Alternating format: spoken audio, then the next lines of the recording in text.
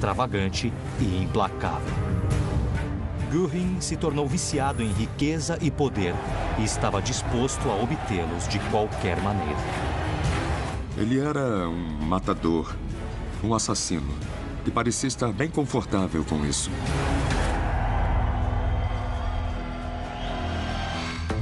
A maioria das pessoas da minha geração não entende como, há 70 anos, um pequeno grupo de nazistas conseguiu iniciar uma guerra que matou 60 milhões de pessoas. Eu quero descobrir. E para me ajudar, eu vou usar cartas de baralho.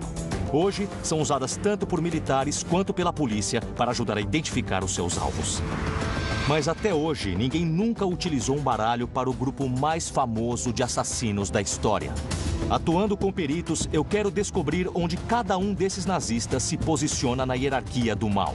O meu nome é James Ellis e este é Hitler e sua corrente do mal. O que diferenciava o Göring dos demais líderes do regime nazista era o fato de que ele era um legítimo vencedor da Primeira Guerra Mundial. Não só tinha servido na linha de frente, como ele era extremamente competente no que fazia. Sem dúvidas, se o Terceiro Reich não tivesse ocorrido, Göring seria lembrado hoje como um verdadeiro herói alemão e nós não falaríamos dele em termos de crueldade. Ele foi um piloto impetuoso e condecorado. E isso explica o sucesso na Primeira Guerra, como o bajulavam, e também explica sua atração pelo nazismo. Eu acho bem perigoso, com relação ao Göring, focarmos nessa personalidade tão atraente, porque por trás disso tudo havia um sujeito muito sórdido. Ele tinha uma grandiosidade misturada com um toque superficial de charme, uma natureza toda manipulativa e um certo nível de crueldade por baixo disso tudo. Quando juntamos as características, nós ficamos bem próximos do que seria considerado a definição de psicopatia de um psicopata real mesmo. Como um reverenciado piloto de caça da Primeira Guerra Mundial, se tornou um criminoso de guerra psicopata na Segunda. Eu vim para a Alemanha para descobrir. Que avião é esse? Este é um biplano Otto. Eu estou com Joshua Fink, um curador do Museu Aéreo Flugwerft Schleinsheim, que fica próximo de Munique. Eu quero saber mais sobre a vida de Göring como piloto. Göring começou a carreira de piloto em um avião de reconhecimento como este aqui. Era muito perigoso voar em um avião desses naquela época? Bom, primeiramente, era perigoso porque a fuselagem é de tecido. Um tecido especialmente feito e pintado com uma cola especial. O problema é que essa cola não resistia muito em contato com a água. Entendi. Então ele podia se desfazer em caso de chuva. Sim. Eu nem imagino a coragem necessária para pilotar um avião desses. Assim, eu acho que eu quase consigo rasgar o tecido com a mão se eu pressionar com uma certa força.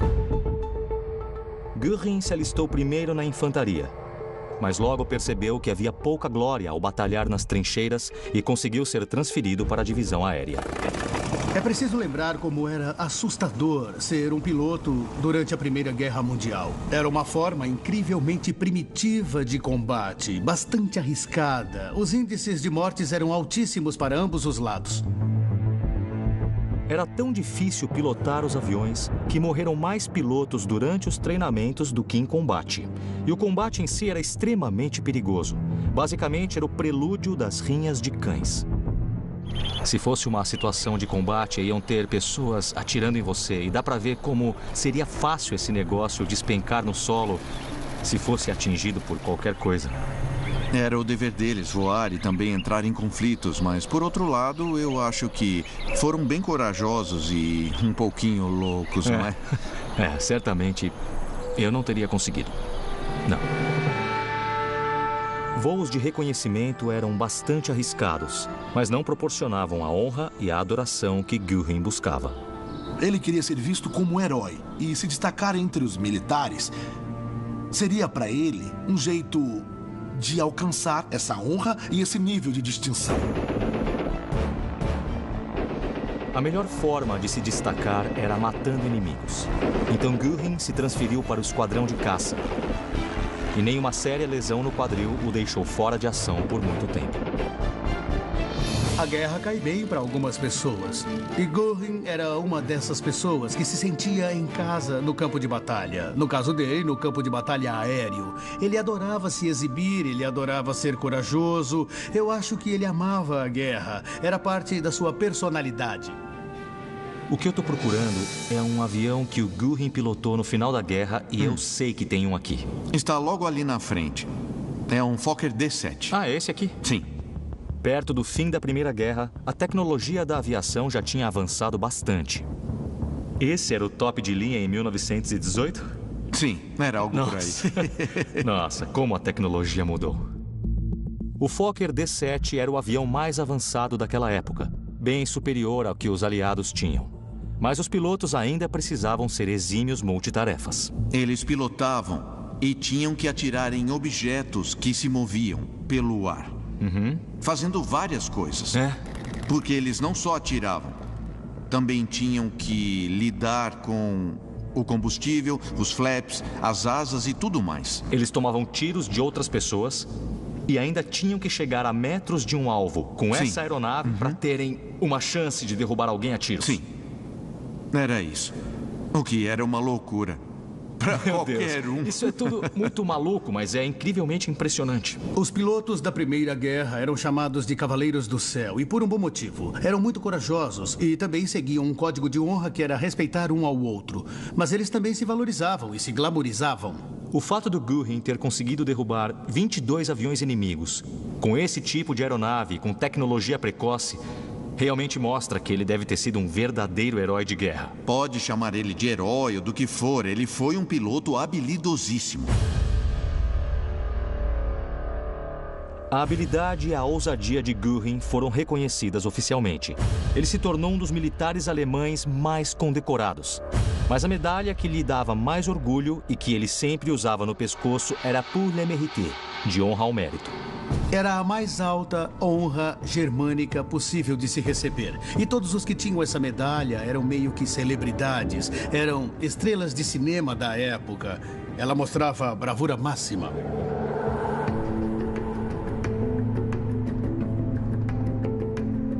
Eu quero descobrir como Goering se tornou uma figura tão heróica. De onde vem esse legado dele? Eu estou na Baviera, no sul da Alemanha, a caminho da casa onde ele cresceu. Goering nasceu em 1893 e teve uma infância nada normal. Eu acho que é aqui. Ah, olha esse lugar. Este é o castelo de Feldenstein. Acredita-se que ele tem quase 1000 anos, onde a família dele viveu até 1913. É um verdadeiro castelo medieval. Parece que eu voltei no tempo até a Idade Média. Ah, é magnífico. Dá a impressão que vou ver um arqueiro me olhar feio por uma daquelas frestas ou ver um cavaleiro todo armado em uma dessas torres. Uau! Eu estou com o historiador Hubert Girsch, que vai me contar sobre o período em que Goering viveu aqui. Como será que foi para o Hermann Goering crescer nesse lugar? Eu acho que a força deste castelo, como um símbolo medieval, era algo que fascinava ele. A imposição robusta do castelo neste penhasco, se projetando assim sobre o vale, certamente era algo que atraía ele.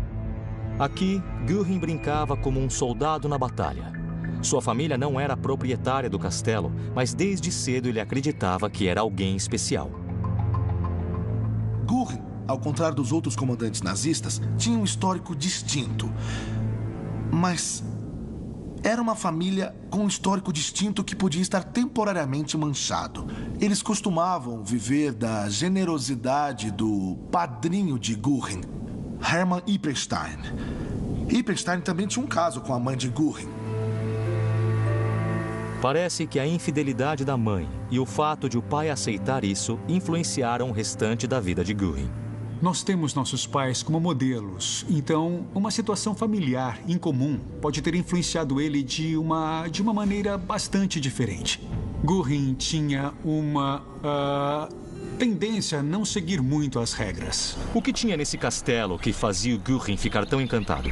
Bom, o que ocorre é que morar num castelo como este era uma coisa que fazia ele parecer bem especial entre os colegas de escola que moravam ali na vila. Dava um certo status para ele e ele adorava aquilo.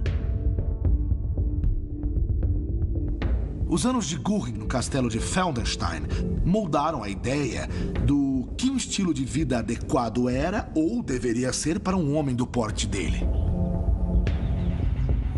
Eu acho incrivelmente fascinante um dos nazistas mais poderosos ter crescido em um lindo castelo medieval. Este lugar é estonteante, é imponente e está situado em uma das partes mais belas do interior bávaro. Eu acho que estar aqui e ver isso ao vivo, para mim, explica perfeitamente como Hermann Göring era.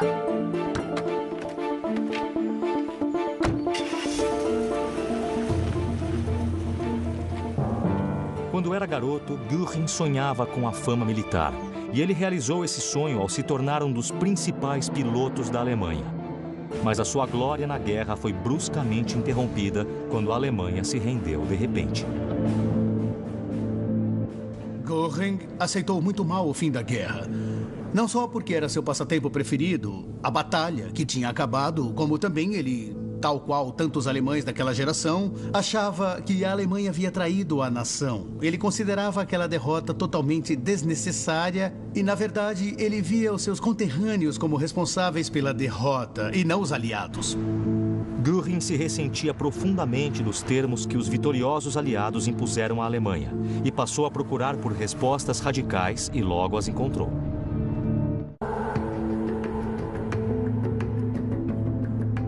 Hermann Göring foi um herói e um criminoso de guerra. Eu estou em uma missão para descobrir onde Göring se encaixa na corrente do mal do nazismo. Eu vim para Munique, onde o relacionamento dele com Adolf Hitler começou.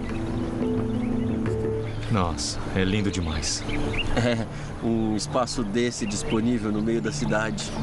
Eu vim me encontrar com Michael Trummer, um fotojornalista que vai me falar da ligação de Göring com o passado sombrio de Munique. Ele me trouxe a Königsplatz, o local dos protestos fascistas de 1920. Por que os grupos de extrema-direita protestam especificamente aqui? Este local foi usado pela extrema-direita pelo tamanho. Eles se enxergavam como uma força que lutava contra esquerdistas. Após a Primeira Guerra, a Alemanha ficou economicamente devastada. Extremistas da esquerda e da direita buscavam por soluções radicais. Em Munique, eles tentaram estabelecer um Estado comunista no modelo soviético. E, é claro, isso provocou uma reação gigante das pessoas que se opunham a essa forma de governo e de sociedade. Era um outro nível de violência, porque tinham armas sendo disparadas e pessoas sendo mortas por suas crenças políticas. Verdade, aquelas eram lutas armadas. Pessoas eram mortas e fascistas, assim como comunistas, marchavam portando armas. Foi aqui que Göring viu Hitler discursar. Deve ter sido um momento incrivelmente poderoso para alguém como Göring, que era interessado naquele tipo de política. Até onde a gente sabe, ele acabou se deparando com o Hitler na multidão e deve ter sido um momento único para ele. Então foi aqui que tudo começou, entre o Göring e o Hitler. Essa praça foi um divisor de águas na história. Depois, falando sobre Hitler, Göring disse: Deus deu o Salvador aos alemães. Göring achava Hitler cativante, porque ele era mesmo um orador brilhante. Ele claramente era um homem que tinha uma missão. E ele parecia ter a resposta para todos os problemas da Alemanha. Tudo isso inserido dentro de uma personalidade bem dinâmica e carismática. Göring, apesar do próprio ter uma personalidade imponente, foi totalmente seduzido por aquilo. Como muitos veteranos de guerra, Göring foi radicalizado. Ainda temos muito a descobrir sobre características individuais que levam à radicalização. Algumas evidências sugerem que baixa empatia, alta impulsividade, baixos recursos intelectuais podem contribuir de alguma forma com isso. O indivíduo costuma ter problemas para se enquadrar na sociedade, fica tentando achar sua identidade. Hoje, o radicalismo está novamente em curso na Alemanha. Eu sei que você é um fotojornalista que cobre a extrema-direita. Sabe se os membros da extrema-direita ou os neonazistas ainda se reúnem aqui? Sim, este ainda é um local de reuniões por causa dessa ligação histórica. Eu posso te mostrar uma foto de uma manifestação de 2015. Tem esse grupo aqui marchando no meio, mostrando Pegida contra a islamização do lado ocidental do mundo. Meu Deus do céu. O Pegida se mobiliza pelas redes sociais. Já atraiu multidões de 25 mil pessoas. Um dos seus líderes chegou a usar o bigode e o corte de cabelo de Hitler. Eles entendem a história. Eles entendem o significado desse local para os nazistas. E vem daí a ligação entre ontem e hoje. E eles acabam fazendo o mesmo tipo de coisa. As pessoas deviam ter em mente, quando veem uma foto do Pegida marchando por esta rua, que este foi o exato local no qual os fascistas se reuniram antes de tomarem o poder. Cobrir as manifestações da extrema-direita pode ser algo perigoso. Eu já fui atacado. Um pouco lá para baixo, em uma outra praça, por exemplo, me chutaram uma vez. Bom, parece que a intimidação é uma prática comum para eles. Sim, é intimidação mesmo. Veja que eles gritam Ligue de Presse, que significa imprensa mentirosa. Eles acusam a imprensa de espalhar notícias falsas sobre movimentos fascistas. E é intimidação quando colocam centenas ou milhares de pessoas te ameaçando diretamente por ser um jornalista. Isso deve dar muito medo. Estar ciente de que pode ser perigoso e de que você é visto como um inimigo deles é importante. Mas eu não tenho medo de trabalhar. Eu acho que seria o caminho errado eu ficar com medo. Seria como ceder para eles. O Pegida é um grupo de extrema-direita determinado a deixar a Alemanha apenas para os alemães. Nada diferente dos seguidores de Hitler. Na década de 1920, os seguidores, como Göring, iam atrás de Hitler em um dos locais favoritos dele. E essa é a Haus Neumeier. Ah, então é aqui. É. Obrigado. Pronto. Aqui está. Que cara boa. Bom apetite. Bom apetite. É bom ter em mente que estamos comendo pizza e conversando aqui só a alguns metros daquele local onde o Hitler e o Göring acabaram se conhecendo. Para mim é surreal estar em um local onde possivelmente uma das parcerias mais destrutivas da história começou e agora virou uma simples pizzaria. Depois que conheceu Hitler, Göring se comprometeu com a causa nazista. E Hitler imediatamente o inseriu em seu círculo próximo. Göring era importante para Hitler no início do movimento nazista, porque havia alguns membros da aristocracia e do cenário conservador da Alemanha que desdenhavam muito do nazismo. Mas eles viam Göring como um nazista respeitável e com o qual podiam atuar. No campo de batalha que era Munique nos anos 1920, os nazistas contavam com uma organização chamada SA. A SA era Sturmabteilung, ou Tropas de Assalto. Tratava-se de uma organização paramilitar do Partido Nazista. A primeira missão de Hitler para Göring foi instaurar uma disciplina militar naquele grupo de arruaceiros. Em 1923, ele e Hitler, com o apoio de uma recém-treinada SA, tentaram tomar o governo bávaro, episódio que ficou conhecido como o golpe da cervejaria. Acabou sendo um verdadeiro fiasco. Eles não tinham um comando ou controle de fato. As pessoas não sabiam quem era o líder e foi Göring quem tentou mesmo instigar aquelas pessoas para seguirem adiante. Ele era um líder nato naquele momento e estava provando ser muito bom nisso. Eu estou no lugar onde a tentativa de golpe de Hitler e Göring chegou a um fim violento. Então aqui é o Feldenhalle. Sim, este é o Feldenhalle, o Salão dos Marechais de Campo na Odeonsplatz. E o que aconteceu aqui? Em 1923, Hitler e 2.000 homens marcharam rumo ao Ministério da Guerra mais lá para baixo. Tá. E eles foram parados à força pela polícia de Munique. Teve um tiroteio e 15 nazistas foram mortos. Göring ficou ferido com um tiro na perna e foi carregado por camaradas que tiraram ele da batalha. E o Hitler, depois disso, foi condenado à prisão. Ser ferido em defesa da causa fez Göring subir bastante no conceito de Hitler. Mas após o fracasso do golpe, Göring fugiu para a Suécia. Ele havia recebido morfina para a dor das feridas e tornou-se viciado na substância. Além do vício por morfina, havia a questão da saúde mental de Göring naqueles anos. Ele foi internado em uma instituição sueca, segundo ele, para tratar o vício em morfina. Mas é possível que tenha sido por questões de saúde mental. Göring era tão violento que precisou ser colocado em uma camisa de força. Ele conseguiu se livrar do vício, mas só por um tempo. Hermann Göring passou 4 anos no exílio e, quando enfim retornou, deu início ao reino de terror do nazismo. Tudo começou em Berlim. E é para lá que eu estou indo. Para onde você está me levando?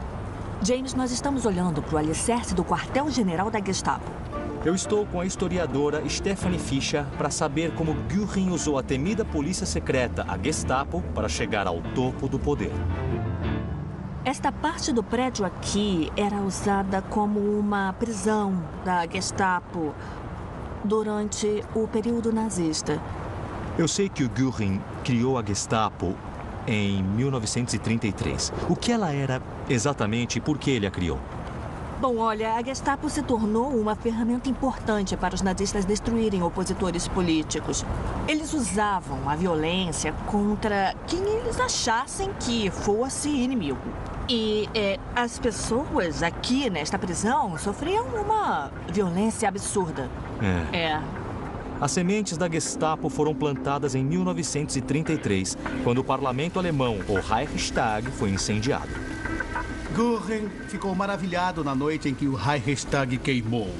Enquanto o incêndio ocorria, ele foi para lá para ver as chamas. E ele sabia que aquilo representava uma enorme porta aberta para Hitler atravessar e tomar posse de todo o poder. Ele amou aquilo. Apenas 2 meses após o Reichstag queimar, Göring criou a Gestapo. A Gestapo buscava remover qualquer um que fosse visto como um inimigo do nazismo, que representasse uma ameaça ao Terceiro Reich. Era uma força policial que existia para garantir que as pessoas se comportassem da maneira que os nazistas queriam. É horrível estar nesse lugar aqui e saber que deve ter havido milhares de pessoas que foram detidas aqui e que elas foram brutalmente interrogadas. Eu sei que pessoas foram torturadas nesse prédio quando ele existia. Eu ainda sinto calafrios até hoje por estar num local nazista de terror. E isso me deixa mais consciente de que não devemos subestimar a democracia. É porque parte das razões para a criação da Gestapo é que foi uma ferramenta importante para o nazismo destruir sua própria democracia. Dizem que Göring falou à Gestapo: atirem antes e perguntem depois. E se cometerem erros, eu protegerei vocês. As regras de convívio civilizado não existiam para ele. São 6 horas dirigindo rumo ao sul, de Berlim até a cidade turística de Bad Wiessee. Eu estou indo para um antigo hotel que foi o ponto zero de uma famosa matança. Acontece que entre as primeiras vítimas do reino de terror nazista, havia outros nazistas, a SA ou tropas de assalto. É assustador estar na frente desse hotel abandonado que tem uma história tão sombria, mas que se localiza em uma região tão linda. Turistas são atraídos para cá pelos famosos spas, os belos lagos em meio aos Alpes e pela atmosfera pacífica. Mas em uma noite de junho de 1934, este local não estava nada pacífico. Aquela ficou conhecida como a Noite das Facas Longas. Foi organizada pelo próprio Hitler com um apoio entusiasmado de Göring. Bom, a Noite das Facas Longas foi para remover os rivais de dentro do partido e do movimento. Achavam que a SA tinha ficado muito independente, confiante demais e poderia ser uma rival poderosa dentro do Estado nazista e uma rival poderosa para o próprio Hitler. A SA era liderada por Ernest Röhm, um dos primeiros mentores de Göring no partido nazista. Göring basicamente traiu Ernest Röhm. Ele era político suficiente para saber, assim, que para cair nas graças do Hitler, devia ajudar Hitler a se livrar dele. Foi a maior das traições. Isso mostra a crueldade dele e a disposição para fazer de tudo para consolidar o poder. A Noite das Facas Longas foi uma trama assassina que não restem dúvidas. Uma trama pela qual Hitler foi à noite para uma cidade turística onde vários membros da SA estavam. Então ele entrou no hotel e eles brandiam armas e sacudiam pistolas. Röhm e os outros altos oficiais foram levados para a prisão e foram mortos. Hoje, o Hotel Liederer está para ser demolido. Destruí-lo seria acabar com essa história terrível. Mas como as pessoas que visitam o local se sentem? O que você sabe sobre esse lugar? Um pouquinho. Eu sei que umas pessoas da SA foram mortas ali dentro por gente da SS. Tinha uma disputa pela liderança e os rumos, e Hitler quis eliminar os principais membros da SA, matando eles aqui. E a liderança dele foi garantida. Esse lugar deve ser demolido em breve. Com base no que aconteceu aqui, você acha que ele devia ser preservado? Quem quer morar aqui? Ninguém quer morar em um prédio que tem um passado que nem esse. Depois da Noite das Facas Longas, Hitler seguiu mais firme rumo ao seu objetivo final, a aniquilação dos judeus e a germanização da Europa. Eu estou em Berlim, em uma missão para descobrir onde Hermann Göring está na corrente do mal do nazismo. Um dos prédios mais imponentes da Alemanha, o antigo quartel-general da Luftwaffe, é meio que um monumento para Göring. Para saber mais sobre ele, vou conversar com o historiador Nick Jackson. Este era o Ministério do Transporte Aéreo. Se havia uma base para o poder de Göring... então era aqui. Então era aqui. Em 1936, Göring demoliu todo o quarteirão e construiu o que era o maior prédio da Europa. Havia 2.300 escritórios aqui. O presidente da Luftwaffe sentia muito orgulho disso e se envolveu bastante. Ele reconstruiu a Luftwaffe do zero até ter uma frota de combate pronta em 1939. Quando a guerra começou, Göring havia criado a melhor frota aérea do mundo. Os aviões da Luftwaffe voavam mais rápido, mais alto e aceleravam mais que a maioria dos aviões que enfrentavam. Muitos pilotos aliados nem chegaram a ver os inimigos se aproximando. Era basicamente o grande sonho de Göring. Ele tinha sido piloto, amava aviões, então passou a ter uma frota aérea de estimação. Era o melhor brinquedo que um homem como Göring poderia ter. Era um homem ocupado, basta ver os títulos que ele tinha, mas ainda passou um bom tempo nesse prédio. Aliás, aquele era o escritório principal. Aquele ali, com aquelas janelas? Aquele sim, com as janelas grandes. Tudo aquilo é de um escritório? Isso. O escritório dele? E era o escritório principal desse edifício. Ele tinha um escritório do tamanho do próprio ego. Depois de Hitler, era o mais poderoso do país. Durante os anos de 1930, o poder de Göring estava crescendo, assim como o gosto pela vida boa. Ele desenvolveu um apetite voraz pelos prazeres da vida. Esse lugar parece bom. Vamos entrar. O Nick está me mostrando uma refeição no estilo Göring e eu espero descobrir mais sobre o caráter dele e como ele ajudou Hitler a buscar a germanização da Europa. É engraçado, quando eu penso em Göring, eu imagino um palhaço gordo, vestido com um uniforme bem ridículo e se entregando a uma gula absurda. Com certeza era um homem cheio de apetites. Com certeza, dava para ver pelo tamanho do homem que ele comia com gosto. Eu acho que isso devia ser muito importante na vida de Göring. Se o Göring estivesse aqui com a gente agora, como seria isso? Eu acho que ele ia falar mais que todos e teria comido a comida toda. Era uma figura bem dominante. Tudo girava em torno dele, queria toda a atenção. É aquilo de estar no topo da montanha, mais alto que todos, e todo mundo ficar te olhando e pensando, mas que grande homem. Ele elevou a vaidade para um outro nível, Com certeza, com certeza. Eu acho que é até justo dizer que em todos os aspectos da vida ele foi extravagante, fanfarrão e totalmente exagerado. É possível que ele tenha sido o nazista mais simpático, mas sempre no pano de fundo havia um assassino frio. Um homem profundamente envolvido com crimes nazistas terríveis. Os crimes contra judeus são as atrocidades mais conhecidas do nazismo. Começaram nos anos de 1930, quando a perseguição aos judeus era uma política nazista oficial. Antes do Holocausto, houve a Kristallnacht. A Kristallnacht, ou Noite dos Cristais, foi uma noite de violência coordenada contra propriedades judaicas e cidadãos judeus pela Alemanha e a Áustria. Sinagogas foram incendiadas, lojas roubadas e as pessoas apreendidas e enviadas a campos de concentração. Göring, com sua ganância sem limites, não aprovou a destruição das propriedades. Pensando na Noite dos Cristais, ele teria preferido matar mais judeus e preservar alguns valiosos objetos e prédios. Ele chegou a falar para os judeus que eles deveriam pagar por aqueles danos. E isso mostra como era revoltante a personalidade dele. A Noite dos Cristais foi só o começo. Göring foi o responsável pela ordem que organizou os detalhes práticos do Holocausto. Em 1941, Göring assinou um documento autorizando a coordenação da chamada Solução Final para a Questão Judaica, o extermínio sistemático de judeus. A assinatura de Göring autorizando a coordenação de extermínios em massa foi um grande passo para a criação da política nazista, da perseguição ao genocídio. O Holocausto tem muitos pais, mas Göring foi uma das mais importantes de todas essas figuras. O que é especialmente abominável em Göring é que ele não era violentamente antissemita, no fundo. Ele executava medidas antissemitas para poder avançar na sua carreira política. O fato dele se predispor a ser parte dessas atrocidades apenas por ganhos pessoais é muito aterrorizante.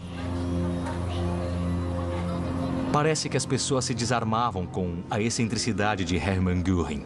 Ele tinha uma personalidade atraente, se envolvia com aquela ostentação ridícula, mas ele era um homem cruel. Ele era um matador, um assassino, e parecia estar bem confortável. A disposição de Göring para fazer de tudo por Hitler o tornou indispensável. Mas em 1939, Hitler revelou que planejava invadir a Polônia e Göring tentou fazê-lo desistir. Por que ele era tão contra a Alemanha iniciar a Segunda Guerra? Se a Alemanha perdesse, ele perderia todo aquele poder, as casas, os uniformes, a glória, as medalhas e a posição que ele tinha lutado tanto e sem escrúpulos para conseguir. O que havia de mais importante para Hermann Göring era ele mesmo. Hitler ignorou a opinião de Göring e declarou guerra, mas nomeou Göring como seu possível sucessor e marechal do Império. Era o último de uma longa lista de títulos que Göring acumulou. Ele os colecionava como outros colecionavam autógrafos. Quanto mais, melhor.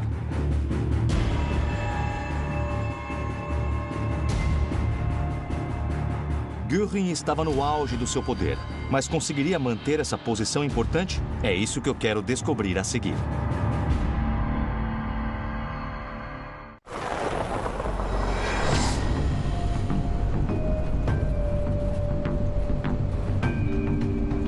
Estou 70 quilômetros ao norte de Berlim, em uma das maiores reservas naturais da Europa. Costumava ser parte da Kachenhalle, a vasta casa de campo de Hermann Göring.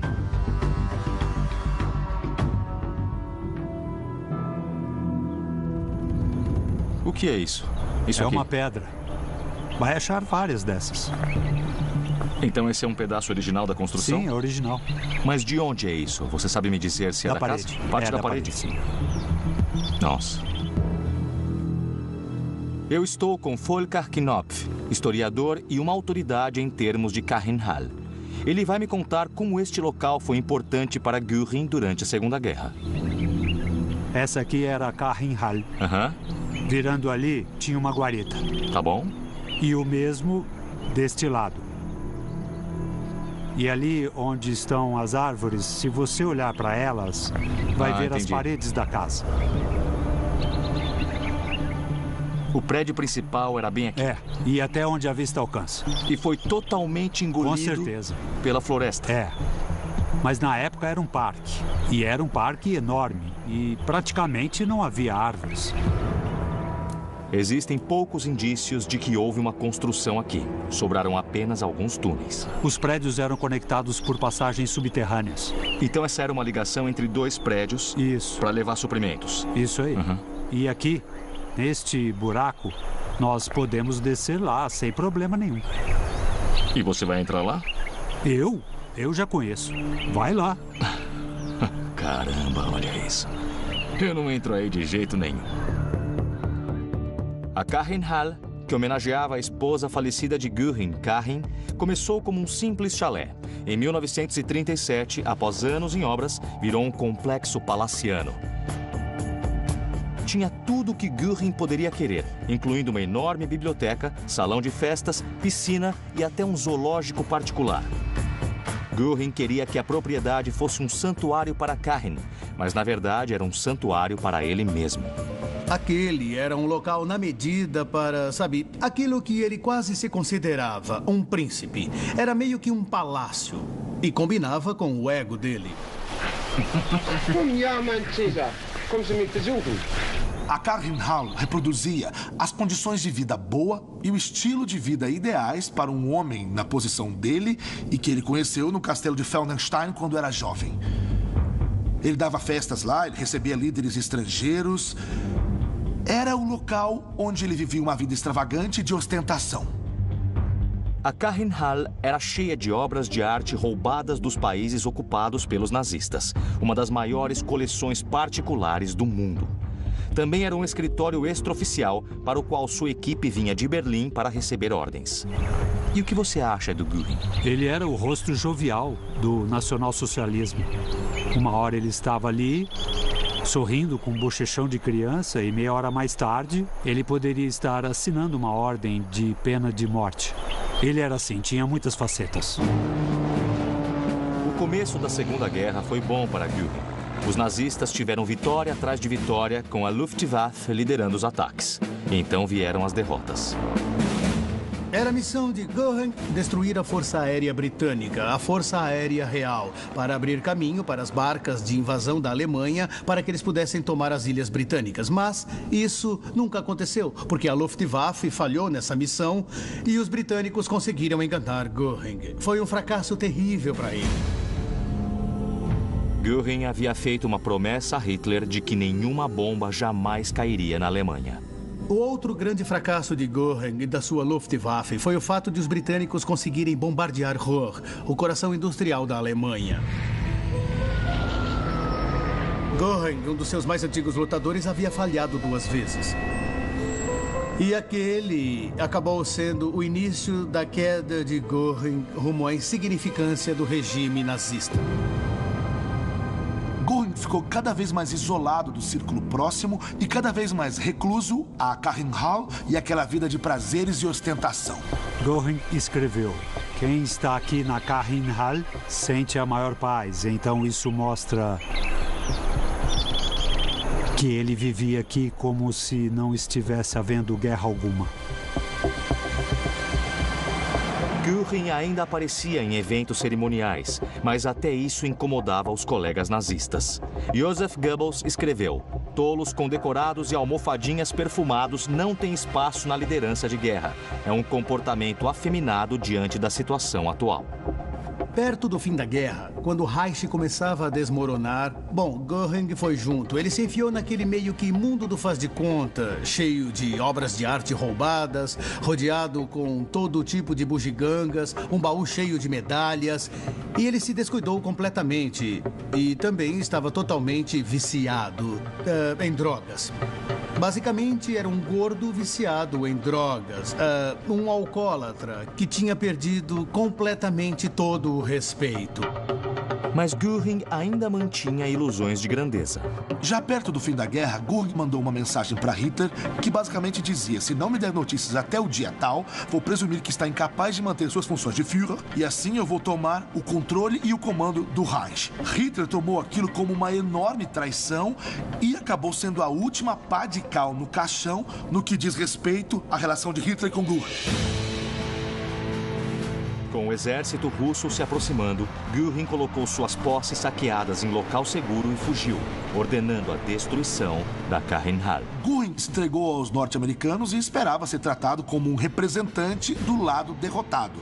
Em vez disso, foi preso por crimes de guerra. É interessante que quando Göring foi enfim capturado, parece que ele acreditava que merecia uma homenagem, em vez de ser condenado. Ele acreditava nisso. Uma possibilidade em que acredito é que o alto consumo de drogas levou a um delírio crescente na maneira de pensar. Göring foi condenado à morte e sabia que ia ser enforcado. Só que ele ainda tinha uma carta na manga e conseguiu usar ela direitinho. Ele tinha uma pílula suicida. O corpo dele foi descoberto quando um guarda olhou pela abertura da cela e em seu rosto havia um tipo de sorriso macabro, como se estivesse rindo por último. A minha viagem a Karrenhal me deu a última peça do quebra-cabeça que foi Hermann Göring. Agora está na hora de eu, enfim, determinar onde essa figura complicada se encaixa na corrente do mal de Hitler. Ele assassinou e saqueou por toda a Europa e assassinou e saqueou seus conterrâneos. A minha visita à Alemanha me ajudou a formar meu entendimento sobre a posição de Hermann Göring na hierarquia nazista. Agora está na hora de nós decidirmos onde ele deve ser colocado dentro do nosso baralho especial. É o mesmo baralho que a polícia utiliza hoje para classificar os assassinos mais perigosos. Este é o Hitler e sua corrente do mal. Guy, o que você acha de Göring enquanto pessoa? Francamente, eu acho meio difícil não ser atraído por ele. Eu acho que ele tinha um charme muito forte. E isso é o que torna a personalidade tão perigosa. O fato dele saber seduzir, de conseguir enganar. Ele convencia as pessoas e ainda as mandava para um campo de concentração. Göring mascarava sua brutalidade com charme. Ele se enxergava como um homem de ação impetuosa e um diplomata discreto que podia usar qualquer situação a seu favor. Um lugar que, na minha opinião, exemplificava essa personalidade foi Kachenhal, que na época era um palácio cheio de riqueza e ostentação. Anthony, por que Göring era tão obcecado pela riqueza? Göring tinha uma noção bem peculiar da vida apropriada para um homem naquela posição.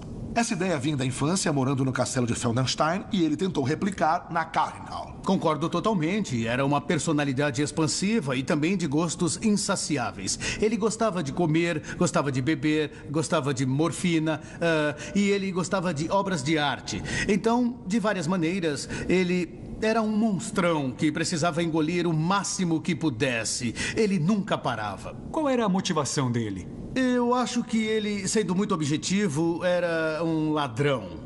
Quando teve uma chance de se tornar maior e enriquecer, ele agarrou. Göring matou pessoas inocentes para manter o poder, a riqueza e o luxo que vinha com isso.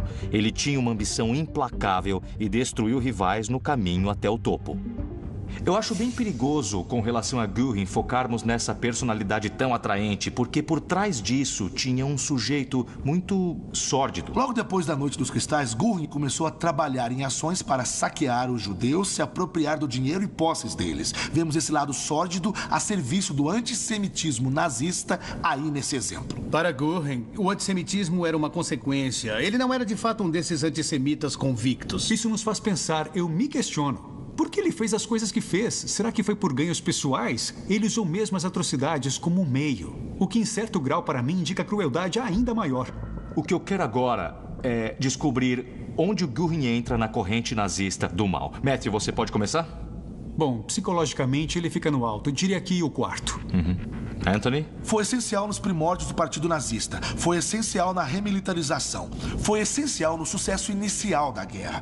Junte a tudo isso a responsabilidade direta pela chamada solução final, e a posição dele é a número 4. Guy? Eu o coloco em quarto também, porque ele assassinou e saqueou por toda a Europa e assassinou e saqueou seus conterrâneos. Bom, então vocês chegaram a um consenso unânime e, com base na minha experiência explorando essa história na Alemanha e na nossa conversa aqui, eu vou concordar. Ele é o número 4. Ele é o Ás de Paus. Quarto na corrente nazista do mal, Hermann Göring teve um dedo em quase todos os crimes do regime. Ele carrega a enorme responsabilidade pelos horrores que recaíram sobre milhões de inocentes.